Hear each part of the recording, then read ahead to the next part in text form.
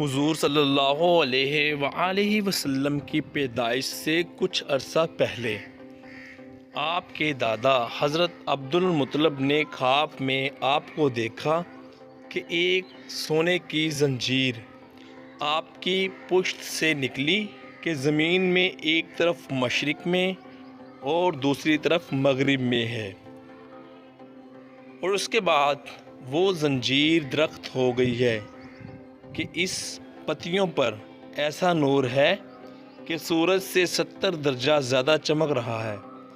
کہ ویسا نور انہوں نے کبھی نہیں دیکھا تھا،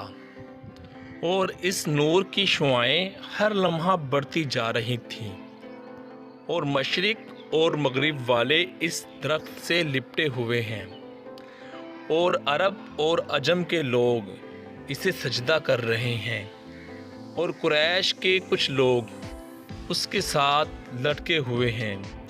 اور قریش کے ہی کچھ لوگ اسے کاٹنا چاہتے ہیں۔ جب اس کے پاس آتے ہیں تو ایک حسین جوان انہیں پکڑ کر ان کی پیٹھیں توڑ ڈالتا ہے اور ان کی آنکھیں پھوڑ ڈالتا ہے۔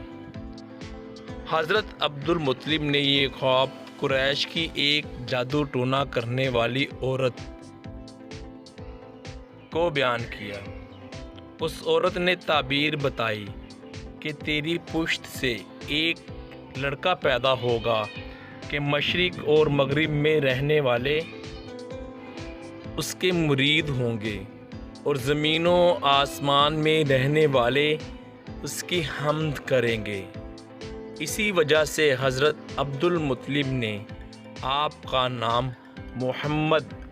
صلی اللہ علیہ وآلہ وسلم رکھا۔ باحوالہ نزہۃ القاری شرح بخاری از علامہ مفتی محمد شریف الحق رحمۃ اللہ علیہ۔